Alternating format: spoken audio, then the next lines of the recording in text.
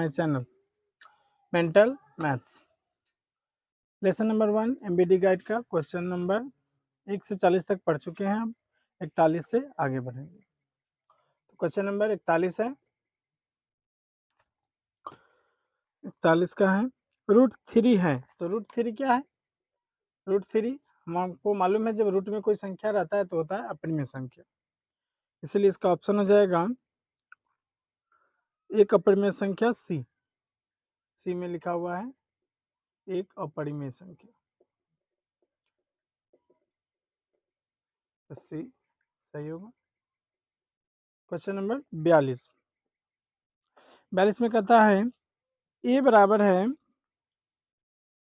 दिया है 2 का पावर क्यू गुनी 3 गुनी 5 और बी का वैल्यू दिया हुआ है 2 का पावर 4 गुने 5 गुने 7।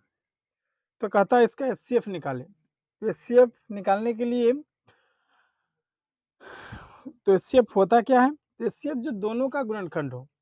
देखिए इसमें 2 का पावर 3 है, इसमें 2 का पावर 4 है, इसमें कॉमन क्या है? तो कॉमन दोनों में है, वही एचसीएफ होगा इसका। तो एचसीएफ कॉमन में 2 का पावर 3 है, 2 का पावर 3 इसमें भी छुपा है, एक ज़्यादा है, 2 का पावर 3 हो गया, 5 इसमें भी है, 5 इसमें भी है, तो एक 5 ले लेंगे, हो जाएगा 2 का पावर 3 8 गुने 5 बराबर हो जाएगा 40 एचसीएफ, जो कि ऑप्शन नंबर ए में है। ए बराबर है तो 40 एचसीएफ का, इसीलिए ए हो गया राइट आंसर। इसके बाद है 43, क्वेश्चन नंबर 43 में कहता है 2 प्लस √2 है। 2 प्लस √2 है, क्या है? एक परिमेय है कि अपरिमेय है? तो अपरिमेय संख्या से हम जानते हैं कि अपरिमेय संख्या में कोई भी संख्या जोड़ा जाए, घटाया जाए, गुणा किया जाए या भाग किया जाए, कुछ भी किया जाए तो उसका आंसर जो आता है अपरिमेय संख्या आता है। तो √2 एक अपरिमेय संख्या हम जानते हैं, उसमें अगर √2 के साथ 2 को जोड़ भी रहे हैं तो अभी क्या होगा? यह एक अपरिमेय संख्या ही होगा, जो कि ऑप्शन नंबर बी में है अपरिमेय संख्या। यह भी हो जाएगा एक अपरिमेय संख्या। क्वेश्चन नंबर 44 में कहता है निम्नलिखित में कौन सा परिमेय संख्या है, यानी कि परिमेय में होना चाहिए।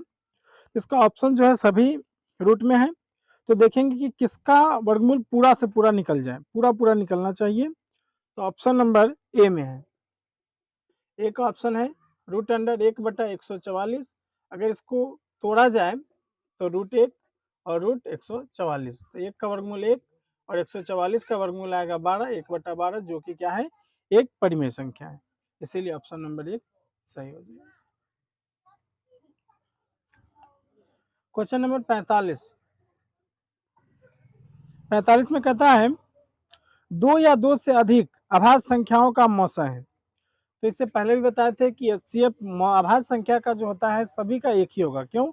क्योंकि उसके पास 2 ही फैक्टर होते हैं, यानी 2 ही गुणनखंड होते हैं, यानी भाग एक से ही सब में लग सकता है या खुद संख्या से। तो जब अलग अलग है तो सिर्फ एक ही से भाग लगेगा, इसलिए इसका 45 का जो एचसीएफ है वह हो जाएगा 1, जो कि ऑप्शन नंबर ए में है। ए में 1। 46 में कहता है 2 क्रमिक सम संख्याओं का एचसीएफ होगा। तो 2 क्रमिक, 46 क्वेश्चन नंबर क्रमिक माने लगातार सम संख्या होना चाहिए, यानी कि सम संख्या वो संख्या होती है जिसमें 2 से भाग लग सके। 2 4 6 8 10, तो कोई भी अगर सम संख्या लेते हैं, जैसे मान ले 4 है 6 है, 2 क्रमिक है, यानी 4 के बाद 6 आएगा, 5 नहीं आएगा, 5 विषम संख्या लेकिन 6 आएगा, दोनों का एचसीएफ निकालेंगे तो हमेशा इसमें जो है 2 से डिवाइड लगेगा सब में, इसीलिए इसका एचसीएफ हो जाएगा 2, जो कि ऑप्शन नंबर है बी में। अब है 47, तो 47 देखते हैं। तो 47 भी है निम्नलिखित में π/2 में क्या है? π/2 है क्या, सो पूछता है। तो π/2 हम जानते हैं कि पाई क्या है? एक अपरिमेय संख्या है, इसीलिए π/2 यानी अपरिमेय संख्या में 2 से भाग करेंगे या किसी भी संख्या से भाग करेंगे तो वो अपरिमेय संख्या ही होगा, इसीलिए π/2 भी क्या हो जाएगा? एक अपरिमेय संख्या होगा, जो कि ऑप्शन नंबर बी में है अपरिमेय संख्या।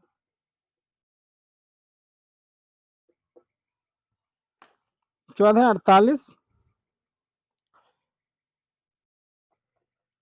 कहता है निम्नलिखित में कौन परिमेय संख्या है? परिमेय संख्या होना चाहिए तो ऑप्शन नंबर डी है, क्योंकि उसका पूरा पूरा वर्गमूल निकल जाएगा। जैसे 49/81 रूट अंडर 81, 49 का वर्गमूल करेंगे तो 7 और 81 का आएगा 9 और हो जाएगा 7/9 जो P/Q का रूप का है। इसीलिए यह हो जाएगा ऑप्शन नंबर डी और एक क्या है परिमेय संख्या है।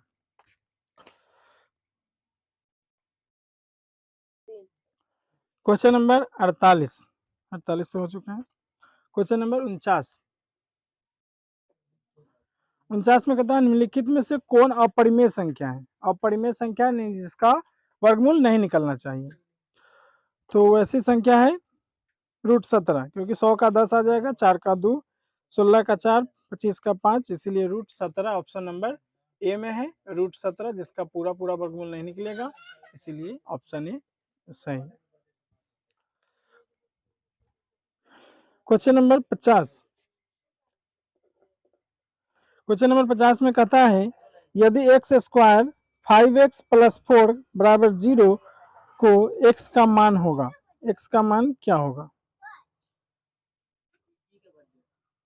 सवाल x² आप दिख नहीं रहा है, चलो इसको छोड़ देते हैं क्योंकि यह इस पार्ट का है ही नहीं, द्विघात समीकरण का है। अगले पार्ट में इसको देखा जाएगा और किताब में बुझा भी नहीं रहा। क्वेश्चन नंबर 51 कहता संख्या 25 और 50 का HCF और LCM का गुणनफल होगा। एक संख्या 25 यानी कि ऑप्शन ए है 25 और बी है 50, तो कहता है इसके HCF और LCM का गुणनफल क्या होगा? तो हम जानते हैं कि जो संख्या पहला और दूसरा का गुना करने से आता है वही संख्या HCF और LCM करने से आता है। इसीलिए इस दोनों का LCM और HCF का गुना भी आएगा A गुने B के बराबर, यानी 50 गुने 25 या 25 गुने 50 बराबर 25 × 5 = 125, यानी कि 1250, जो कि ऑप्शन नंबर बी में 1250। Question number 52। क्वेश्चन नंबर 52 में कहता है निम्नलिखित में कौन अपरिमेय नहीं है? अपरिमेय नहीं है इसका मतलब हुआ कि परिमेय होना चाहिए। तो परिमेय होना चाहिए तो ऑप्शन नंबर डी है। इससे पहले भी सवाल आया था शायद। √75 और बटा √48, अगर इस दोनों को तोड़ा जाए इसका आ जाएगा 5√3 और इसका आएगा 4√3। √3 से √3 कट जाएगा, बच जाएगा 5/4, जो कि एक परिमेय संख्या है। इसलिए option number D is the right answer. Question number 53। 53 में कहता है निम्नलिखित में कौन अपरिमेय संख्या है? अपरिमेय, तो अपरिमेय संख्या हो जाएगा सी।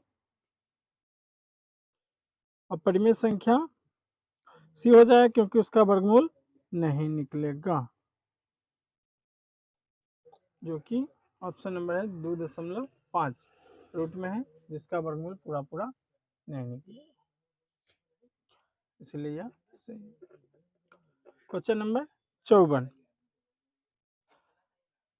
1 2 1 1 2 1 1 1 2 1 1 2 1 1 2, यह जो है एक क्रम में नहीं है, यानी कि हर समय 1 to 1 1 to 1 आता तो यह परिमेय संख्या होता, लेकिन यह क्या कर रहा है अपना क्रम जो है बदल रहा है, कभी 1 to 1 है, कभी 1 1 1 2 है, तो इस तरह से आता है, तो यह कहलाता है अपरिमेय संख्या। तो ऑप्शन नंबर बी है अपरिमेय संख्या।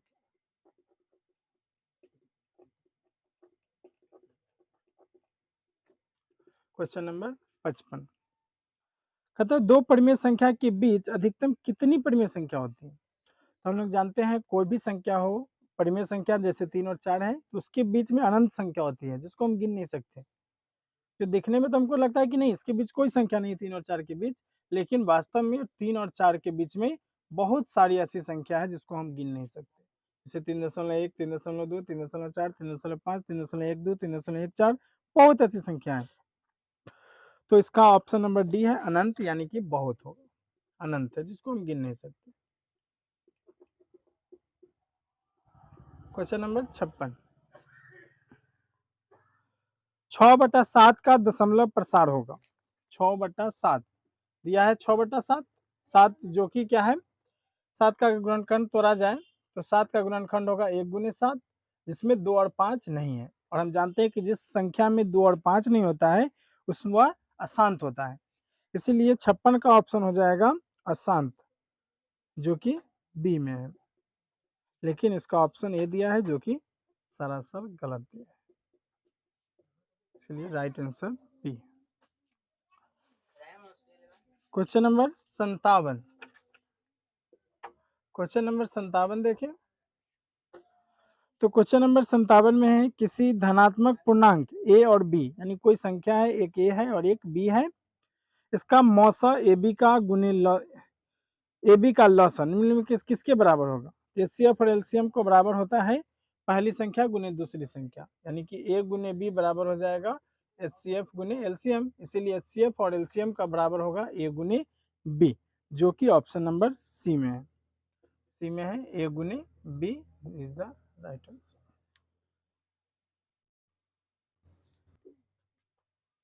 Question number 58,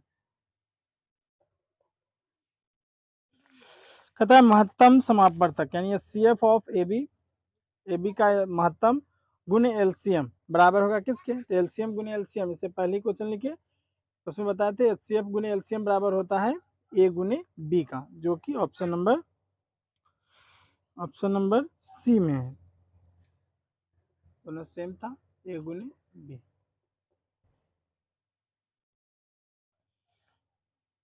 question number 59, Euclid विभाजन एल्गोरिथम दो धनात्मक पूर्णांकों के निम्न में किसे प्रकलित करने की विधि है। यूक्लिड विभाजन जो है ए बराबर बी क्यू प्लस आर, इसे कहते हैं यूक्लिड प्रमेय का, और यह हमको क्या करता है एचसीएफ निकाल कर देता है, यानी कि एचसीएफ निकाल के देता है, यानी मौसा निकाल के देता है। तो यही पूछता है कि ये यूक्लिड प्रमेय जो हमें क्या निकाल के देता है, तो ऑप्शन हो जाएगा बी महत्तम या एचसीएफ जिसको बोलते हैं मौसम is the right answer. Question number 60, question number 60 में कहता है निम्न में से कौन परिमेय संख्या है, तो परिमेय संख्या निम्न में से कौन है, तो ए सी डी, ये सब में कटने वाला नहीं है, लेकिन क्वेश्चन नंबर बी में देखो ऑब्जेक्टिव में 2√2 बटा है √2, √2 से √2 कैंसिल हो जाएगा, बच जाएगा 2, जो कि एक परिमेय संख्या, इसके नीचे 1 लिख सकते हो जो पी बटा क्यू के रूप में हो जाएगा, इसीलिए B of the right answer. Last question है फर्स्ट पार्ट का 61, किसी पूर्णांक p के लिए प्रत्येक सम पूर्णांक का रूप होगा, यानी कोई संख्या p है उसमें प्रत्येक सम पूर्णांक का रूप है, यानी सम संख्या आना चाहिए, तो सम संख्या आने का रूप हो जाएगा d का 2p। इससे पहले भी एक सवाल बनाए थे शायद, इसमें अगर कोई भी संख्या लेते हैं तो यह हमारा आंसर जो आएगा p का वैल्यू 1 रखे 2 रखे तो भी 4 आएगा, 2 के 3 मान रखते हैं तो भी 6 आएगा, जो कि क्या है सम संख्या, 2 4 6 ये सब सम संख्या है, इसीलिए ऑप्शन नंबर डी जो है 2p is the right answer. First part समाप्त हो गया, अब हम अगले दिन कल से 2 पार्ट को चालू करेंगे जो कि बहुपद से होगा। Thank you.